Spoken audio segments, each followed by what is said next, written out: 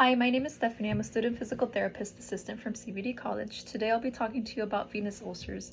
Venous ulcers are essentially caused by venous insufficiency. So what that means is that your veins are either blocked or somehow restricted. So the blood, instead of going back up to your heart and your lungs, it instead pulls into your legs and specifically your ankle areas. So you'll notice a lot of swelling since the blood is pulling.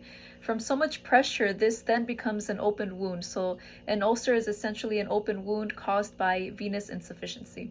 So there are a lot of things that we can do to either prevent that, which is what we would like to target, or to treat it if you already have one, unfortunately. So this does happen to people who are a little more overweight, pregnant women, people who are obese.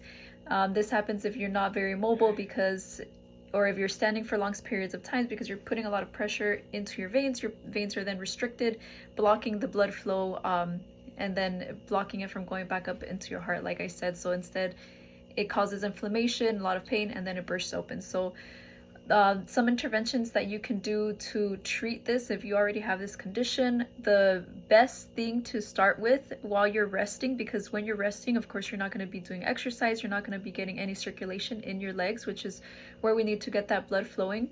So what we suggest is to elevate your feet, and not just elevate them like if you're in bed like this flat, don't just elevate them this way. You're going to elevate them as far as you can to go over your heart. The reason for this is so that way you can kind of like force that blood to go from you're using gravity to force the blood to go from your feet all the way back to your organs, so that it can go circulate through your body instead of just staying stagnant in one place.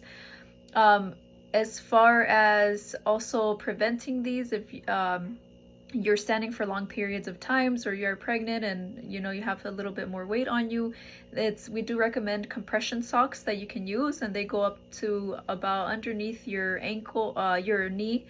It goes above your ankle, and these compression socks work in the same way where they kind of force that blood to circulate. They pump blood throughout instead of just leaving it in there. So it's not going to be too tight where it's constricting more. It's just going to be tight enough to get that blood moving.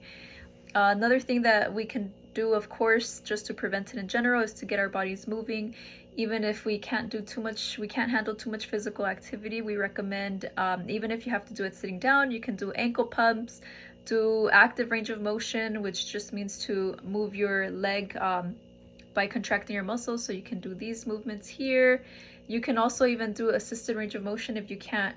If that's too much for you, or if you have to be in bed doing it, you can lay down and grab a strap and then move your foot from going like this to this. You can also hang your feet off of the edge of the bed and swing your legs, so you're just sitting here and you're moving your feet like this, so that way you get blood moving. So any kind of movement is better than no movement. That's one of the main ways to prevent yourself from getting these pressure ulcers, venous ulcers, and then also, of course, if you are a little overweight, you can slowly start getting rid of that weight, going on small short walks, so you're getting physical activity and you're also working on that extra pressure that's on your veins. So there are some modifiable things we can do, but if you do get one, although it is pretty severe, there are ways to also treat those.